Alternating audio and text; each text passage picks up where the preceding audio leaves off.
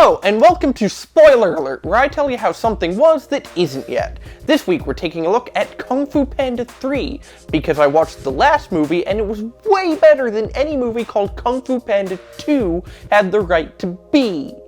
As we saw at the end of the last movie, Lord Shen isn't all that good at genocide, and Po's father still lives. Yes, like Star Wars, this trilogy also features the surprise reveal of a father with a light side and a dark side, although this dad's not dead yet. Po's dad is played by Bryan Cranston and is named Lee, though I like to think of him as Walter Black and White. I mean, he's running a secret panda village where they all eat as much as Po. He has to be financing this somehow. My guess is that this panda dad has broken bad. The film opens with Po meeting Lee for the very first time, a tender and touching family moment, only slightly ruined by the fact that Po's adopted dad is in the corner sobbing into his noodles. Po, Lee, and the Furious Five travel together to the secret panda village, where Tigress, played by Angelina Jolie, must fight the urge to adopt all the black and white children. Master Crane, of course, flew to the village, and boy are his arms tired. Master Mantis, on the other hand, seems very worried about something. For some reason, he won't stop praying. Oh, and the Viper and the Monkey are also there because the creators of this movie needed to say they hired some Chinese people to act in it. While we're talking about the Masters, I do want to mention we're meeting a new Kung Fu guru in this movie, Master Chicken. Now, I know that doesn't sound like he'd be very powerful or threatening, but bear in mind, he is the famed pupil of one of China's greatest military minds. Yes, this is the famous General Tso's Chicken.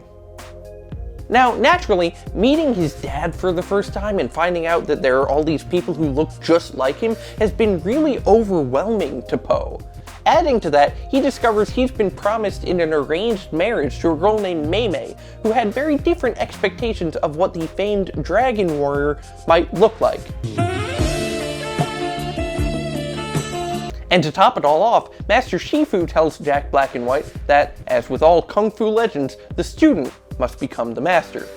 Unfortunately, the last time this happened, Jack Black's students couldn't even win a battle of the bands, much less win everyone's Kung Fu fighting. Make no mistake though, this is a fight they'll need to win.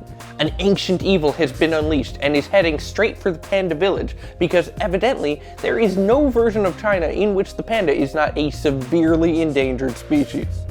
The ancient evil is named Kai, by the way, and he absorbs the Kung Fu powers of those he defeats in battle, sorta like a PG-rated Siler. Thus, it's now up to Po to train the panda village to defend themselves with the traditional military montage music of his people.